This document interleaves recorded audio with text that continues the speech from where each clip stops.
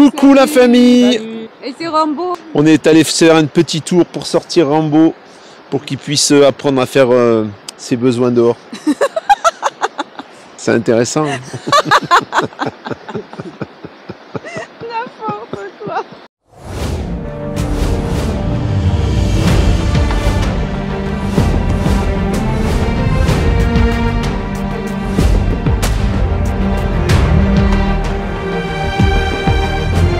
Je t'avais dit que je te parlerai de l'impression 3D. Je vais pas te parler que de ça, je vais te parler également de la gravure et de la découpe avec donc un graveur laser. C'est ce que je viens de recevoir et c'est ce que je vais commencer à utiliser également pour faire surtout de la découpe, de la gravure accessoirement, mais surtout de la découpe. Tout de suite, on va parler de l'impression 3D. On va regarder les machines tout à l'heure. Au départ, il te faut des fichiers, bien sûr. STL. Pour ça, tu as plusieurs solutions. Ou tu as la solution d'aller chercher sur le net, tu vas noter fichier STL. Bon, tu peux faire une recherche particulière, mais fichier STL, quand tu tapes fichier STL, tu as par exemple cult3d.com, tu cliques dessus, et alors là, tu peux faire les recherches que tu veux. Tu as toute la pièce à télécharger, des choses que tu peux imprimer, les fichiers sont tout prêts, tu n'as plus qu'à les faire passer ensuite par un logiciel pour préparer ton impression, on va le voir tout à l'heure. Et c'est tout. Ça, c'est la solution la plus simple. Alors, si par exemple, ici, je cherche Ural. Donc, j'ai tapé Ural et tu vois, là, je vais avoir les motos, je vais avoir un petit peu tout. Je vais avoir des impressions toutes faites, comme ici. Je vais avoir là un pare-choc. Je vais avoir un camion comme celui-ci, un 375 avec les lance-missiles. Ça, c'est un 375 également. Enfin, tu vois, voilà. Ça, c'est à peu près le même que celui que moi j'ai imprimé. Tu as les fichiers, ça c'est les photos, la dimension, c'est les fichiers complets. Si je mets télécharger par exemple, 15 €, tu vois, celui-là est payant. Alors tu as des fichiers payants, mais tu as des fichiers gratuits. Il y a 43 pièces, 100 copies et inversées, 72 détails au total, 534 grammes sans compter les supports. Ça fait 25 cm. Alors bon, moi je suis parti du même truc, je l'ai agrandi en fait ensuite. Tu peux imprimer des chars, tu peux imprimer tout un tas de choses. Tu vois, là on a un Ural avec une remorque. Il y a du gratuit, il y a du payant. Tu as plusieurs plateformes qui peuvent te donner des fichiers ou te les vendre. Et puis ensuite, toi tu peux les imprimer avec les filaments de couleur que tu choisis. Voilà. Ça, c'est la première solution. Quant à ces fichiers STL, c'est pas tout. Tu passes par un logiciel qui va te permettre de communiquer ton fichier à l'imprimante sous forme de code, sous forme d'un code particulier, un G-code, et ça va te permettre, tu vas donner les caractéristiques, ça on va le voir ensuite, de cette impression, la vitesse, les couches, enfin tu peux donner tout un tas de choses, mais tu peux aussi ne modifier qu'une partie, la température du filament, la température du plateau. Tu vois, c'est tout un tas de paramètres que tu vas gérer et que tu vas changer en fonction de ce que tu as imprimé et de ton expérience, bien sûr. Et la deuxième solution, c'est de créer toi-même les modèles. Donc là, il faut modéliser le modèle et à ce moment-là, tu vas avoir besoin d'un logiciel. Moi, personnellement, j'utilise SolidWorks. Alors, SolidWorks, je vais pas t'apprendre comment ça fonctionne parce que c'est quand même quelques mois de formation, c'est assez compliqué. Il y a des logiciels qui sont beaucoup plus simples. Tu as d'ailleurs des tutos sur YouTube, des logiciels gratuits qui sont faciles à utiliser. Moi personnellement, voilà. Tu vois, par exemple, je vais te montrer. Ça, j'ai dessiné, donc j'ai redessiné la cellule parce qu'en fait, moi j'ai récupéré un fichier STL pour le Ural pour éviter de tout modéliser. Et ensuite, je vais modifier. Comme tu vas le voir ici, tu vois, je modifie la cellule. Donc ça c'est une cellule que j'ai complètement redessinée, tu vois. Donc ça, c'est une cellule que je vais imprimer. Alors au moment où j'ai modélisé la cellule, eh bien, je l'enregistre, je la transforme. Donc je fais enregistrer sous et je vais choisir dans mon logiciel de l'enregistrer au format STL. Format qui va être accepté par le logiciel qui va préparer à l'impression dont je t'ai parlé tout à l'heure. Donc je vais ouvrir Cura. Alors j'ai deux modèles de Cura parce que j'ai deux imprimantes. J'ai une imprimante qui peut fonctionner avec les dernières versions de Cura et j'ai l'imprimante qui a le double tête où le fabricant de l'imprimante a configuré spécialement Cura parce que son modèle n'est pas référencé dans la liste des imprimantes pré-réglées. Donc eux, ils ont fait leur pré-réglage, ils ont créé un Cura spécifique qui est dans la carte SD au moment où tu achètes la machine. Hein. Nous voilà sur le logiciel Cura. Alors c'est un Cura qui est spécifique, comme je te l'ai dit, pour la Tenlog. Donc la Tenlog, c'est l'imprimante à double tête qui te permet d'imprimer avec 2 filaments, te permet d'imprimer des pièces en miroir, de cloner les pièces. C'est vraiment super sympa, elle est vraiment bien. Et ça, c'est une imprimante, donc c'est la TL-D3 Pro, tu la verras tout à l'heure. J'ai également une Creality CR10 qui, elle, n'a qu'une seule tête. Là, je vais imprimer la cabine. Donc cette fois-ci, les portes sont dessus, les sièges, tout y est. Hein. Je vais pas détailler parce que les premières fois, sur la première maquette, j'ai tout séparé. J'ai imprimé le moteur séparément et tout. Là, on imprime tout ensemble. Donc il me fait la découpe, ça veut dire qu'il va me calculer un petit peu ce que je vais consommer comme filament. Et le temps que ça va prendre, 14h22. Ça va me consommer 80 grammes. Et 27 mètres de filament. Donc là, je fais enregistrer sur le disque et on va se donner rendez-vous sur la machine. Stop, stop, stop. Attendez la famille. N'hésitez pas à vous abonner, c'est juste en bas. Et à mettre un petit pouce bleu et un commentaire. Ça, pour le référencement, c'est bien. Ça, c'est Allez. pas bête. Me voilà dans l'antre du problème. Donc on a la première imprimante, c'est pas la première que j'ai eue. La première que j'ai eue, c'est celle-ci. C'est une Creality CR10, alors Pro, je crois, je sais plus. Une seule tête. Donc ce que j'ai fait sur cette machine, c'est que j'ai changé le plateau pour un plateau en verre. Donc tout simplement, je suis allé chez un marchand de matériaux, j'ai fait découper le verre et je l'ai poncé avec une ponceuse tout simplement pour éviter de me couper et terminé. Hein. Ça, elle marche super bien. Franchement, elle marche super bien.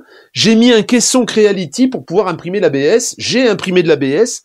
En effet, c'est beaucoup plus solide. Sauf qu'aujourd'hui, on fait des filaments.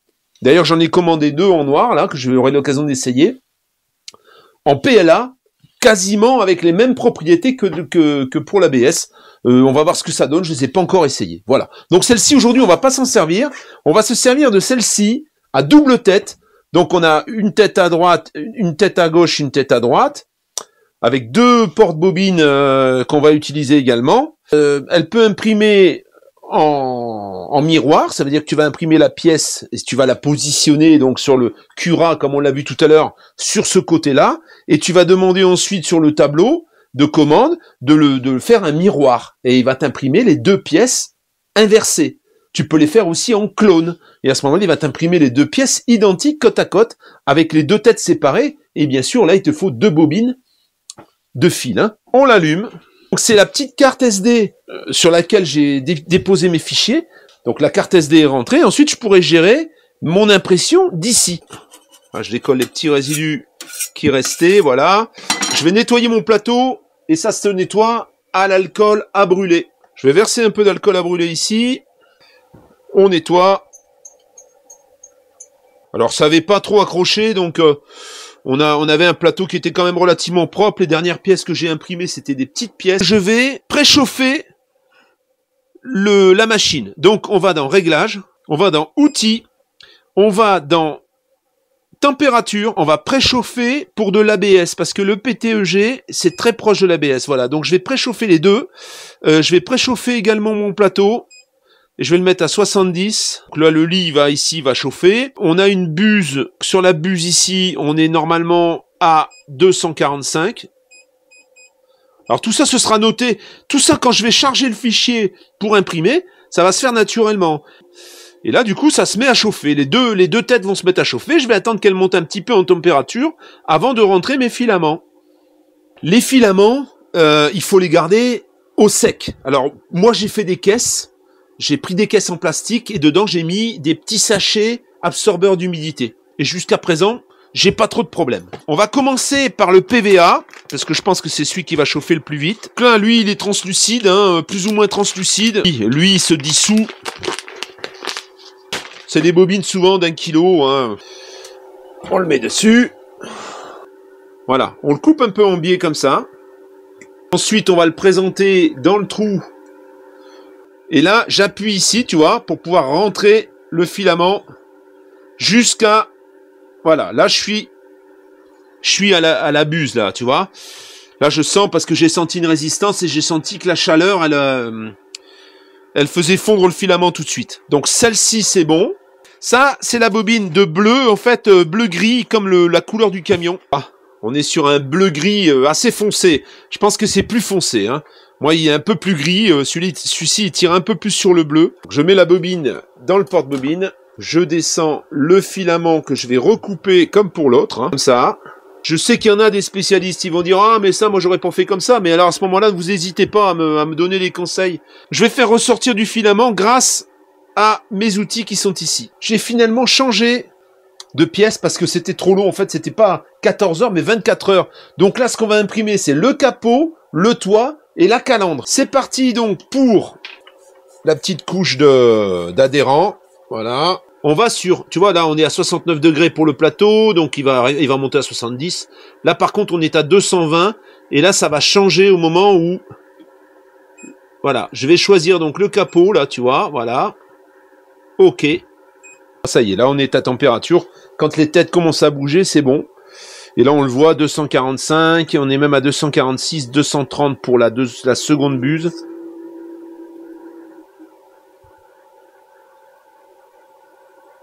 C'est là qu'on va voir si le filament il est...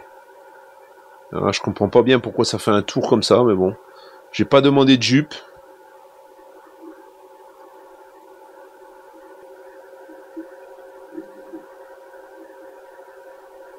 Là, il est en train de délimiter toutes les pièces. Donc ça, il est en train de délimiter la calandre. Et là, il me délimite le toit. Alors sur cette impression, j'ai demandé une base beaucoup plus large. Ça veut dire que les premières couches, elle va être 150% plus large que les couches qui viendront ensuite. Ça, c'est pour augmenter l'adhérence. Là, il y en a pour 2 heures, un petit peu moins de 2 heures. Hein. C'est un cheminement sur plusieurs...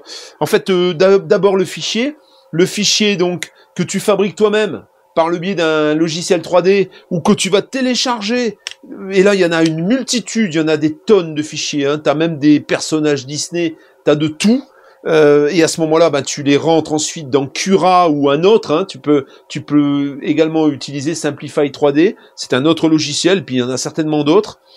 Ça te permet donc de préparer les pièces à l'impression par rapport à ton imprimante en choisissant la température du filament, la vitesse de défilement. J'ai paramétré les 2 têtes, donc j'ai choisi cette tête pour le support et cette tête pour l'impression du définitive.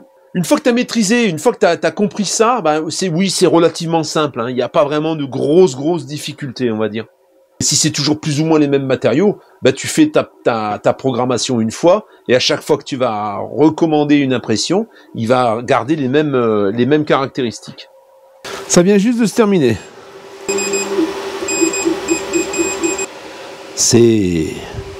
Alors il faut attendre peut-être un petit peu que ça se refroidisse. Ce que je vais faire, je vais enlever les filaments, je vais les mettre au sec. Ça n'a pas fait de filoche là comme sur le kaki. Tu vois, et puis ben le rendu, il est plutôt pas mal, hein. Sans support, ça c'est un peu étonnant. Alors qu'est-ce que ça vaut aujourd'hui une imprimante 3D? Donc si tu pars sur une CR10S Pro, comme la Creality que j'ai, qui est sous son emballage, ça vaut 410 € environ. Je peux imprimer sur un plateau de 30-30, en fait, je peux faire des impressions. Si on parle de la Tenlog avec les 2 têtes, la TLD3 Pro, elle est pas très chère, elle est autour de 500 €. Alors sur Amazon, elle est à 600. C'est un tout petit peu plus cher que la CR10, que la Creality. Je dirais que la Creality, il va mesurer le plateau tout seul, il va compenser avant chaque impression, en fait, la machine, elle va passer la surface du plateau et elle va corriger un petit peu les différences. Ce que ne fait pas la Tenlog. Ça m'a pas trop posé de problème au niveau de l'impression. Je trouve que la Tenlog marche quasiment aussi bien, je dirais, que la Creality. Le truc, c'est que pour imprimer de l'ABS, la Tenlog, ça va peut-être être un peu moins bien. L'ABS, je préfère l'imprimer sur la Creality. C'est beaucoup plus fin, en fait. Je pense que ça marche mieux. Hein. Dites-moi en commentaire hein, s'il y en a qui les utilisent, qui doivent certainement savoir, et qui se disent peut-être, il dit n'importe quoi. Moi, c'est l'impression que j'ai eue, en tout cas. Dans le cadre de mes petites expérimentation d'impression 3D, etc. Graver pour éventuellement mettre une marque, un logo sur une pièce.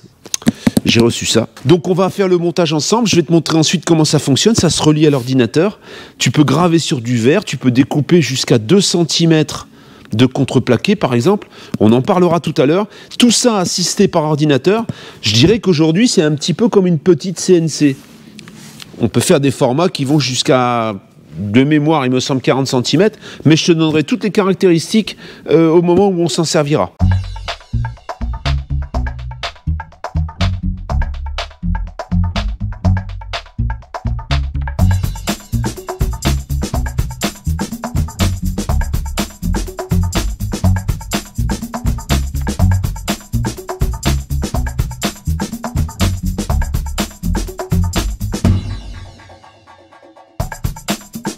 Maintenant qu'elle est finie d'assembler, ça m'a pris une bonne heure, hein. Le temps de chercher les vis, je fais tout tranquillement. Eh bien, je suis en train de la connecter au téléphone parce que, en fait, tu peux la régler, tu peux faire quelques impressions au téléphone. Et il est clair qu'avec l'ordinateur, c'est beaucoup plus sympathique. Et ensuite, je vais la connecter à l'ordinateur également. Elle se connecte en Wi-Fi, ce qui est plutôt sympa. J'ai également installé le petit plateau qui va bien, donc qui empêche aux rayons laser de traverser éventuellement. Ça protège, ça protège des rayons laser éventuellement. Et en plus, ça fait un petit calage pour les pièces que je voudrais graver ou couper. Je ne vais pas préparer une impression, je vais préparer une gravure. Je vais charger le programme sur l'ordinateur et je vais pouvoir graver quelque chose. Et on va voir ce que ça donne. Voilà, donc après avoir mis mes lunettes de touriste, j'utilise un logiciel qui est recommandé donc pour ce type de machine, mais il y en a deux, hein. J'ai choisi celui-ci, c'est Lightburn. Alors Lightburn est en essai gratuit pendant 1 mois, puis après tu payes 70 ou 80 balles, je sais plus. Et donc j'ai tracé un cercle, parce qu'en fait, je vais graver sur un disque de liège qui fait 18 cm, tu vois, comme celui-là. Je vais graver quelque chose sur un disque de liège, ça va être assez facile, ça va être assez rapide, et on va voir un peu ce que ça donne. Une fois que j'ai programmé, alors bon, je vais pas t'expliquer tout le programme, mais c'est quand même relativement simple. J'ai dessiné un cercle, j'ai choisi la dimension ici, ensuite il m'a créé une ligne. Cette ligne-là, je choisis 30% de puissance, et puis une vitesse à 2700 mm par minute. Et puis ensuite, je démarre l'impression. Alors avant de démarrer l'impression, il va falloir que je règle la tête de gravure. Je dirige la machine et ensuite on règle la tête laser. Alors pour ça, il y a un petit truc de réglage, là, une petite pige de réglage. On desserre ici et on descend jusque... Voilà. Et ensuite, on n'a plus qu'à remonter la pige. On va démarrer le disque. Voilà. Et là, tu vois, normalement, il va me tracer... Alors on ne le voit pas. Je pense qu'il faut que je fasse un peu plus de puissance. On commence à voir le rond.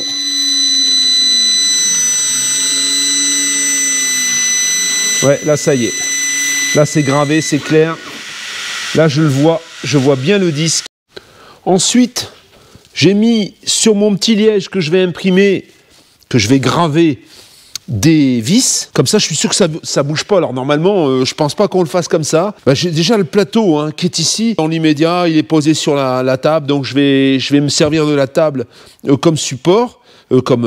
Support pour la machine, et donc j'ai fixé ça pour pas que ça bouge, pour être sûr que ça bouge pas. C'est mieux avec de la pâte à fixe, j'en ai pas. Daft Punk est reparti donc, et là on va redémarrer la gravure parce que à peine j'ai essayé. Alors voilà, tu vois, j'ai fait l'autocollant, donc j'avais mis 10%, mais ça gravait rien du tout.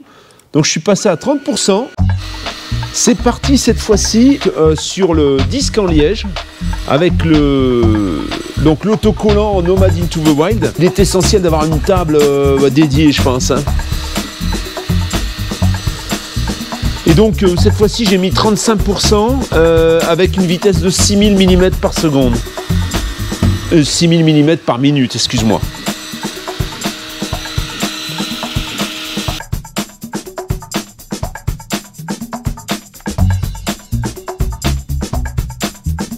Après 39 minutes, à peu près, voilà la gravure sur liège, tu vois.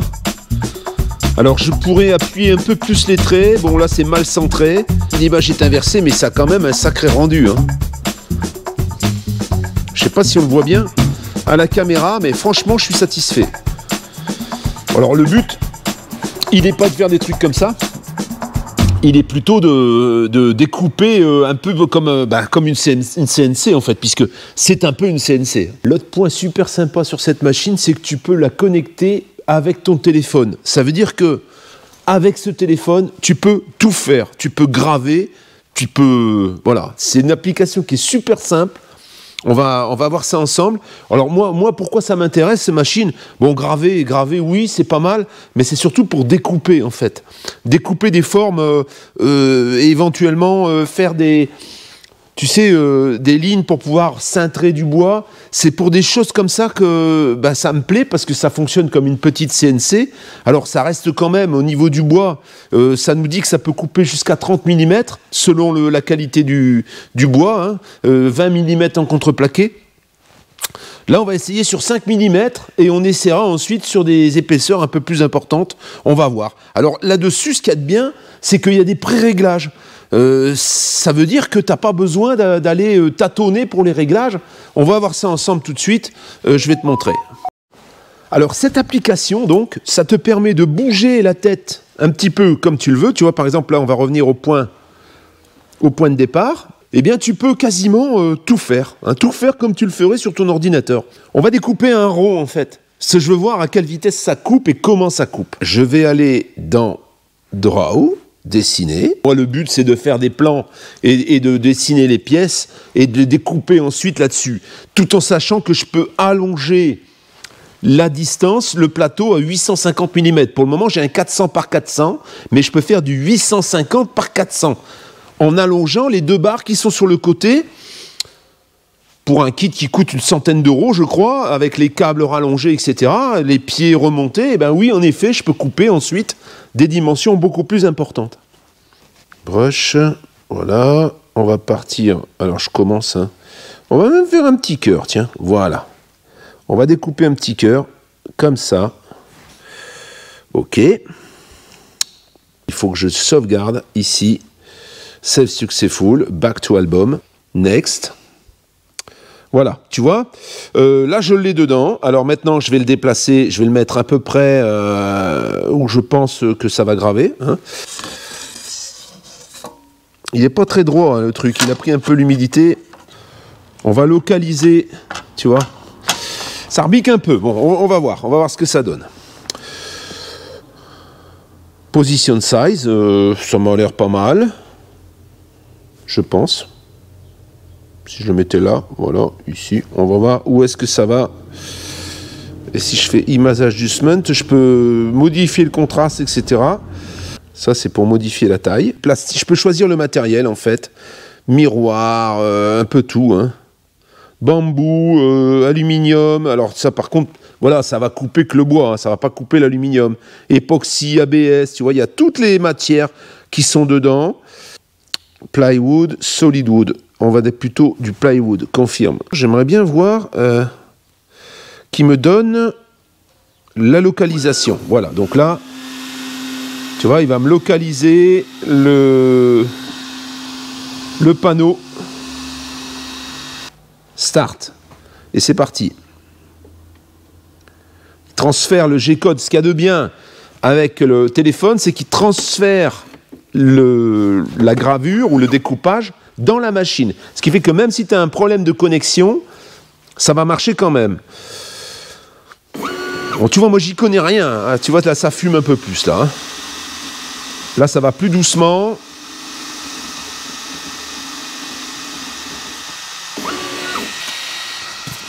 Et là, tu vois, voilà, ça a traversé, regarde.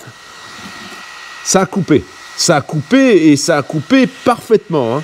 Voilà. Je pense que j'aurais pu me contenter de 2 passes, ça devait déjà être coupé. Que je vais couper un morceau de litho qui fait 14 mm d'épaisseur. C'est parti. Tu vois, c'est beaucoup plus lent. Je ne sais même pas si j'aurais besoin de 4 passes. Hein.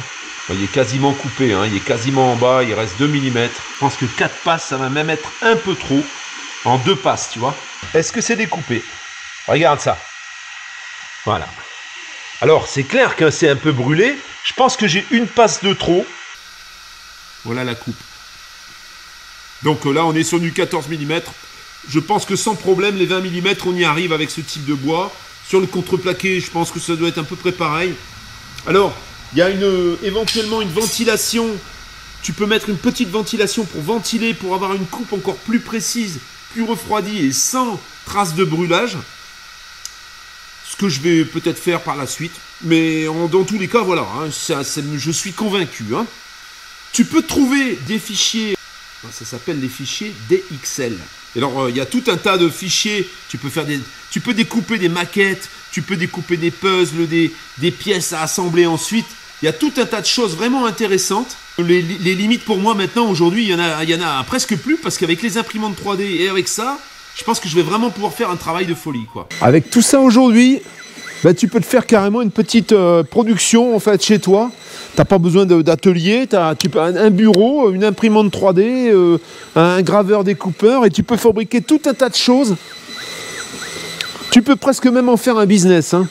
Tu vois, il est imprimé un petit peu sombre. En fait, j'aurais dû éclaircir l'image, mais ça va quand même avoir un joli rendu. Hein. Ça, c'est mes dessous de plat, tu vois. C'est les deux que j'avais en liège, bah, du coup, ça y est. Ils sont refaits, les trucs. Mais on voit bien, tu vois, c'est vraiment fin. Buy Nomad Into the Wild, comme sur l'autocollant. Concernant la graveuse découpeuse, donc Ortur Laser Master 3, là, ben oui, c'est un petit peu plus cher. On a une possibilité de 400 par 400 au niveau du gravage ou de la découpe. Tu peux passer en dessous, hein. Ça veut dire que tu peux mettre, si tu as un plateau qui fait 500, une plaque de bois que tu veux graver, ben tu peux la passer dedans. Tu peux même poser la machine sur une table pour graver la table, par exemple. Donc elle est super pratique. Tu peux également allonger la possibilité de gravage à 850 par 400 avec un kit donc qui te permet d'avoir deux rails plus longs avec les câbles qui vont avec. Il suffit ensuite de programmer sur le logiciel la dimension, tes nouvelles possibilités. Ça te donne des possibilités de produire des choses chez toi, des maquettes. Si tu as des projets à mettre en place et que tu veux d'abord au préalable voir ce que ça donne, ben, tu peux en effet fabriquer des maquettes, mais également par exemple une graveuse, ça peut quasiment faire un travail. Hein. Tu peux quasiment graver pour faire une activité. D'ailleurs, il y en a qui le font. Hein. Tu peux fabriquer des objets, tu peux découper, si toutefois tu veux vraiment des découpes précises, eh bien tu peux les découper comme si c'était une CNC. Alors bien sûr, il faut que les formats soient adaptés à la machine, mais en plus, le Ortur, ça n'a pas été très compliqué parce qu'en fait, tu gères tout avec ça.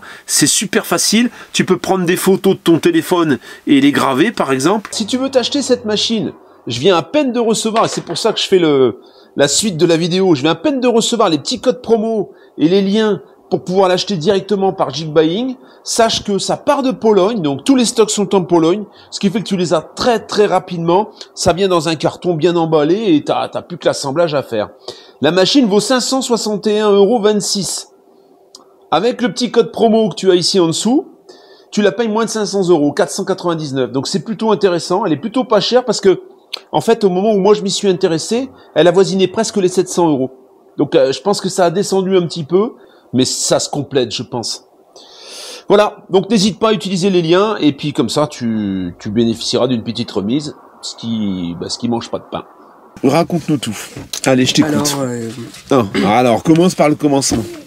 J'étais tranquillement en train de courir, faire de la course à pied avec mon pépé. Mon téléphone, il était mouillé à l'intérieur. Du coup, je me suis dit, moi, je vais le sécher avec le sèche-cheveux. Du coup, il était déjà un peu ouvert là. J'ai fait ça, j'ai mis le sèche-cheveux. Jusqu'ici, il y avait juste une tache sur le téléphone. Ensuite, je me suis dit, oui, je vais complètement l'ouvrir. Excusez-moi, je suis enrhumé. Et là, je vais comme ça sécher les pages, une par une. Et il s'agit que quand je l'ai rallumé, il marchait plus. Et ce que tu as oublié de dire, c'est que il s'est déjà passé un truc avec ton téléphone. Ouais. Avant ça, hein, il y a quelques mois. Voilà. Alors qu'est-ce qui s'est passé quand tu as cassé la vitre? Qu'est-ce qu'on a fait? On avait donc changé le téléphone. Enfin, pas changé le téléphone, on avait changé l'écran avec papa. Voilà. Et on avait tout fait et tout. Ça nous avait pris beaucoup de temps. Et donc du coup. Alors c'est sûr qu'après, à partir du moment où tu as changé l'écran de toi-même, Ouais. Même d'ailleurs, je pense que si tu le fais faire, il y a plus, en principe, il y a plus d'étanchéité. Il est moins étanche. Il est moins étanche, il est même plus étanche du tout en fait, et ce qui fait que bon, voilà. Donc alors il me téléphone là pendant les vacances, il me dit papa, j'ai une mauvaise nouvelle, mon téléphone qu'on a réparé il y a pas longtemps, il est foutu encore une fois. Voilà. Alors qu'est-ce qu'on a fait, Loulou? Donc ce qui s'est passé, c'est que j'ai hérité. Tu comprends au montage. T'as hérité de quoi? J'ai hérité du Blackview. Voilà. Et alors, donc du coup, oh mince, il est vraiment voilà, très ça bien. c'est ma table que tu vas casser. Donc, en fait, la conclusion, alors ça c'est 7002, hein, t'as le lien en dessous, t'as un code promo d'ailleurs, qui est encore valable, que je te remets ici. Il peut le jeter par terre, il peut le foutre dans l'eau, il peut faire tout ce qu'il veut, et il ne le cassera pas. Parce que le gros problème, bon, moi j'en ai cassé, hein, je comprends, mais Tony, c'est très rapproché, la casse de téléphone. Alors du coup, il fallait ça, et du coup il a hérité, montre Tony, aussi de la montre. C'est pareil, hein, la montre, tu peux la trouver ici, t'as le code, ça coûte 55 €, t'as les pulsations, tu reçois les messages. 55 € elle coûte. Eh ouais, elle coûte que 55 €. Alors par contre, tu peux pas téléphoner avec, mais tu es averti quand ton téléphone sonne. Tu reçois tes mails, tes SMS, et surtout ça contrôle tes pulsations. Tony, il a été très étonné. Parce qu'il contrôle ensuite sur son téléphone ou sur la montre, il peut voir à quelle heure, à telle heure j'étais à autant de pulsations, à telle heure j'étais à autant de pulsations. Le but c'est surtout d'avoir un téléphone solide et performant et résistant à toute épreuve. Voilà, c'est chose faite. Aujourd'hui on est tranquille, Tony va garder ce téléphone jusqu'à ses 50 ans. Ça compte ton nombre de pas, ça mesure tes pulsations cardiaques pendant ton truc, ça te dit le nombre de calories que tu as consommé. Moi, regardez, moi qui fais du vélo, si je mets cyclisme en extérieur, vous allez avoir combien de calories vous avez dépensé, combien de temps ça fait que vous en faites, et le nombre de pulsations. Il coûte 279,99, tu as 10 € de promo, bon, voilà, ça te fait 270 balles pour un téléphone comme ça, 13 000 mAh de batterie, double SIM, 128 Go de stockage, 6 Go de mémoire RAM. Et puis si tu es intéressé, il y a même un pack avec la montre, 329 € je crois, tu peux acheter les deux à la fois avec toujours ce petit code promo de 10 € qui est pas énorme, mais bon, le téléphone n'est pas cher non plus. Ah ouais. Des news du camion, c'est pas si simple en fait. Au moment où nous on était pour l'essayer, tout de suite Wojtek nous a dit ça y est, on a quelqu'un, on était sur la route, hein, et il nous a dit on a quelqu'un, il viendrait vendredi, et finalement ils sont pas venus. Ils se sont désistés, ils ont décliné, des transporteurs, hein. Grosse société polonaise de transport. Et là, vendredi dernier, là, en fait hier, hein, pareil. On me dit, ça y est, c'est bon. Il y a un Lituanien, un transporteur lituanien qui vient le chercher. J'ai Andreas qui m'envoie des photos. Le camion est là-bas, il a sorti des rampes. Il monte le camion sur le porte-engin, sur le plateau, hein, le plateau porte-engin. Et le camion est trop haut. En fait, 3,55 m plus certainement la hauteur du porte-char, on arrive à 4,30 m. Et en Allemagne, on ne peut pas dépasser 4 mètres. Ce qui fait que ça semble un peu difficile. Parce que pour rester en dessous des 4 mètres, ça sous-entend qu'il faut un porte-engin surbaissé et un porte-engin qui ne ferait que 45 cm de haut. Alors à la limite, si ça dépasse de 10 cm, je pense que c'est pas trop le problème. Et d'où la question qui me vient tout de suite. Le transporteur qui a acheminé le camion de Prague à Berlin, il me paraissait pas beaucoup plus haut que celui qui est venu la dernière fois. Alors c'est sûr que peut-être que ce chauffeur-là s'amuse à mesurer la hauteur. Je pense qu'il y en a beaucoup qui passent le camion sans s'inquiéter de la hauteur. Ça s'approche l'idée de plus en plus que parce qu'il va aller chercher, revenir par la route. Il va aller en giro-roue. Ouais, c'est l'éventualité, elle se concrétise un peu. Je sais pas trop comment faire. C'est vrai que bon, il faudrait que je vois comment on peut négocier ça, mais c'est sûr que si toutes les semaines il y a un transporteur et puis que finalement il peut pas le faire, c'est un peu dommage. Le petit UAZ, on a parlé aussi du UAZ 4x4. Alors le petit UAZ 4x4, je vais vous répondre, hein, tous ceux qui m'ont envoyé un message, qui étaient intéressés. J'en ai eu pas mal quand même. C'était un peu étonnant. Je m'attendais pas à autant en fait. Mais il est de 96 en fait. Le petit Buranka, ouais. Le petit Bouranka, il est de 96 et il est 3 ans trop récent.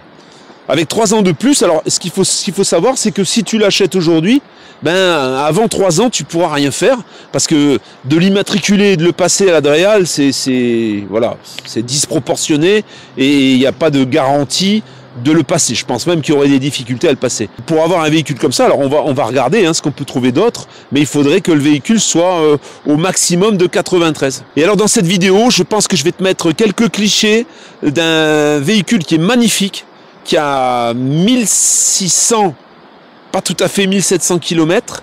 C'est un Gaz 66, tu vas voir les images qui défilent là tout de suite. Si tu es intéressé par ce Gaz 66, c'est un moteur essence, on est sur un V8 essence. Gaz 66, donc moteur V8 essence. Un beau petit camion qui est prêt à être aménagé, franchement très très propre, tu verras dans la vidéo qu'Andreas m'a envoyée. On va certainement aller l'essayer parce qu'on va devoir remonter en Pologne pour concrétiser un peu le camion sur lequel on s'est engagé.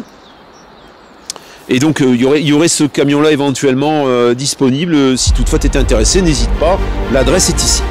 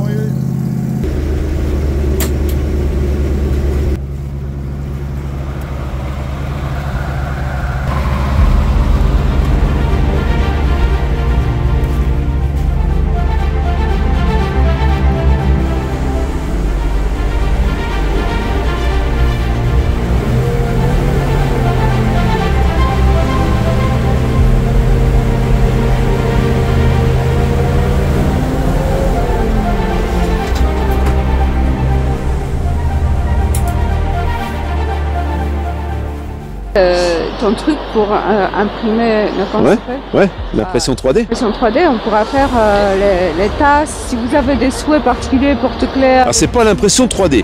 En fait, avec la machine à graver, elle va pouvoir graver toute seule les tasses. Ça veut dire qu'on va pouvoir graver des... En fait, j'ai commandé une pièce cylindrique. Pas seulement les tasses, si vous voulez des portefeuilles, porte-clés, sous-table, on peut tout faire avec des logos, en fait, avec notre logo, principalement, ou avec les logos qu'on va... Ou avec vos initiales, si vous voulez. on pourra personnaliser la chose. Voilà. Ce sera prochainement sur la boutique d'Eva. On va d'abord faire quelques essais. Hein. On va commander la marchandise pour pouvoir les imprimer, les graver. Et puis ensuite, on vous dira un petit peu ce qui sera possible.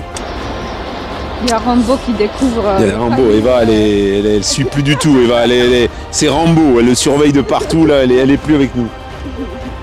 Alors, c'est vraiment ce petit chien. On a vraiment de la chance parce qu'il est partiellement propre, je dirais, alors que ça fait pas très longtemps qu'on l'a.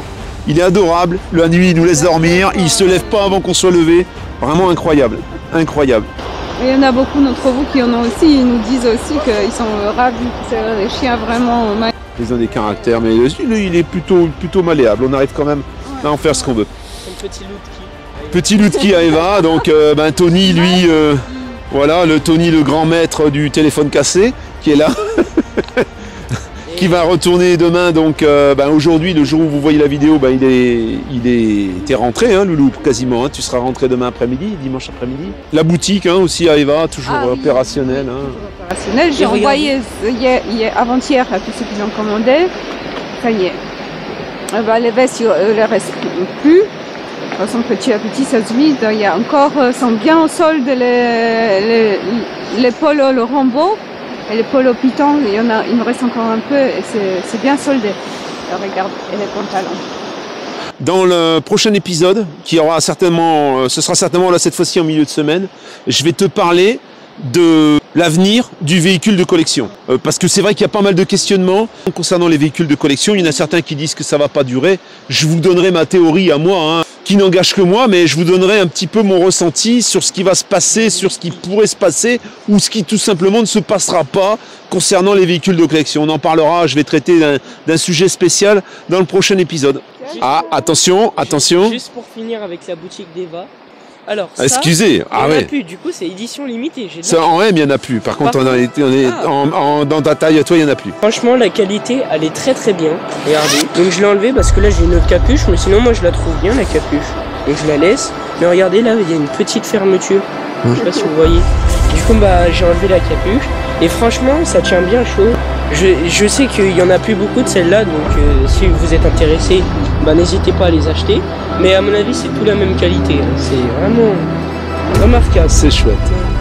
Voilà, la famille, à tout bientôt. Passe un bon dimanche. Ciao. Voilà. Hein. Ciao.